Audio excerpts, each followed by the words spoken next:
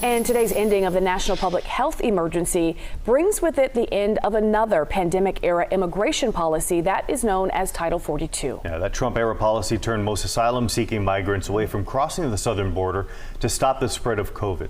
Deirdre Fitzpatrick joins us right now with the latest on this border crisis. And so what we're seeing today is basically kind of a mix of old and new rules that are taking effect. So the Biden administration is opening new asylum pathways for some migrants, but then enforcing tougher consequences for others. The administration is sending 1,500 troops to handle processing. Border Patrol will be working in the field. President Biden is proposing actions to stop traffickers, expand asylum pathways for some, and then open processing centers in other countries. And it's encouraging migrants to skip the dangerous journey north and instead apply online with a sponsor. On Wednesday, Homeland Security Secretary Alejandro Mayorkas warned migrants ahead of the conclusion of Title 42. Let me be clear. The lifting of the Title 42 public health order does not mean our border is open. In fact, it is the contrary. So here's what's going to happen to migrants who cross the border without legal status. They will not be eligible to apply for asylum and will be sent back and then can't re-enter for at least another 5 years. Those eligible to apply for asylum include unaccompanied children and people from the countries including Cuba, Haiti, Nicaragua, and Venezuela.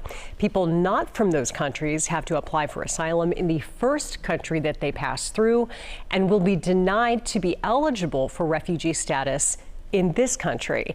Unaccompanied kids will be turned over to the Department of Health and Human Services. And of course, Deirdre, we know that some Sacramento area groups are also trying to help these migrants. What are they planning to do? So there are many, because obviously California state greatly impacted by this. So in Sacramento, we have a number of organizations that are getting ready to handle people who might end up here relocated.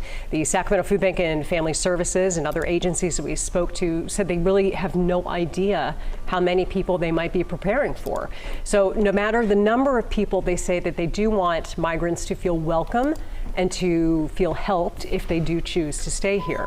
Now, another nonprofit, NorCal Resist, is also getting ready for people who might need help. They've set up some drop-off bins at local businesses, and people have the opportunities to donate things like clothing and hygiene and accessories and also non-perishable items. Yeah, just a lot of unknown, really, at this point. Well, it is. And for people who were there at the border, and you saw them in our coverage last night with our crews that are down there, you know, this is the day where they expect that things are going to change. The question is, how much are they going to change? Yeah, and the food bank told us actually earlier as well. They said things will change, but it's a matter of also the timeline. Since we are in Northern California, we may not see anything here for weeks, if not months. All right, Deirdre, thank you so much.